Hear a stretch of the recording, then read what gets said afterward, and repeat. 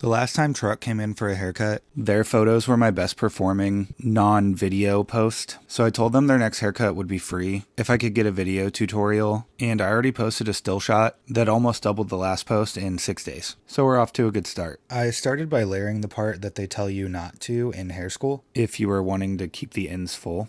And then I clipped it away to protect it because we are not connecting it to the hair above it. We are cutting the hair above it significantly shorter. I'm doing some square layers that are just long enough to cover the roots of where the longer hair beneath it is coming from. So even though it's technically disconnected, it'll be easier to make it look visually blended. And then as we get around to the sides, I section out the sideburn petal pieces. So that way their length is protected while we bring the square layers around through the sides. I'm using a styling razor for most of this haircut. So even though I'm not using straight square lines, when I made my guide, I still held my fingers as if I was cutting it that way. So I'll still get that basic shape, just the line will be more diffused. So we're basically pre-gaming weight removal, so we don't have to remove as much weight later on. And here I'm starting some personalization by detailing the petal pieces and carving out a little section to expose their ears a little more. And then I connect the top to the layers on the sides by pulling it straight out and matching the length. And following that around the head leads me right into the fringe. My technique here can get a little more loose to make it look more personalized and custom, which helps make the haircut look a lot more interesting since the bangs are one of the first things you notice. And then I use the fringe as a guide for the top layers. I'm cutting all of the hair on base to get a round shape, so I use the square layers as a guide for the fringe. I connected the top to those same layers, and then I use the fringe for the layers on the top. This way everything flows into each other nicely, which makes my job easier, but it also makes sure my shape is nice and balanced, which in my opinion makes it like satisfying to look at. But for styling, after I put in some jelly by Colton King, I'm using a diffuser to dry and gently setting the ends of the longer area into it to get like a blooming effect. We got petals on the sides, blooms on the back. We're just having a big old plant party over here. Now we want some nice wispy ends. So on shorter areas, I'm hitting the mids and the ends with my